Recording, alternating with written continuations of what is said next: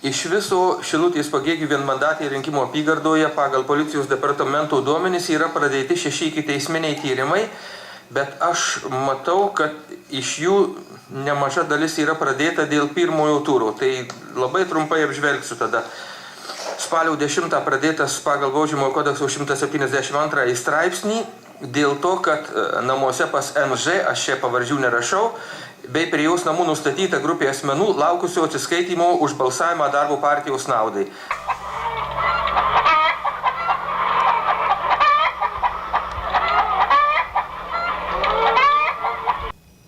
Asmenys pristatyti į Šilutės rajono policijos komisariatą.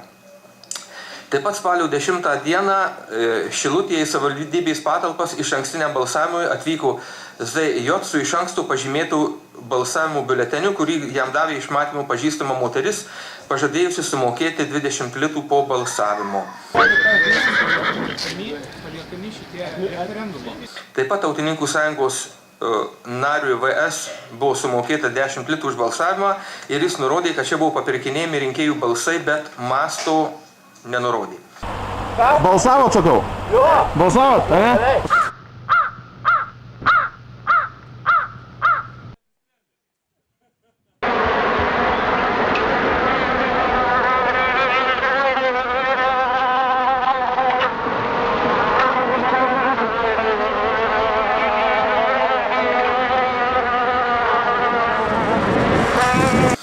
Trečias ikiteisminis yra tas, kad spalio 25 dieną apie 10 valandą VM pažadėjo 3 asmenim atsilyginti po išankstinio balsavimo už partijos Tvarka ir Teisingumas narį Komskį.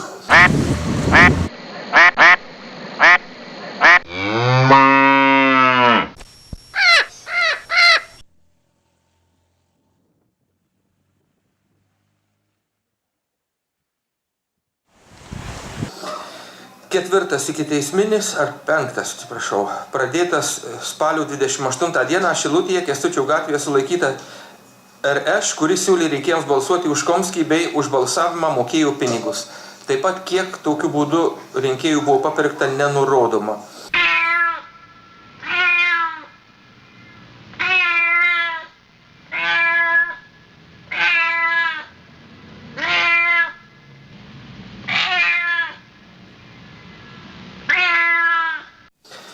Pradėtas ikiteisminis pagal tą patį Baudžiamojo kodekso straipsnį, kad Pagėgių savivaldybėje RV už galimai palankų balsavimą sumokėjo RP 15 litų.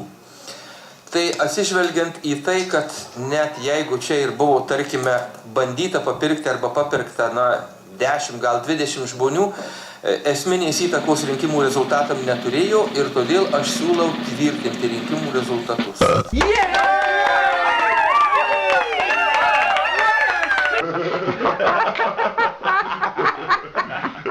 Ha ha ha ha!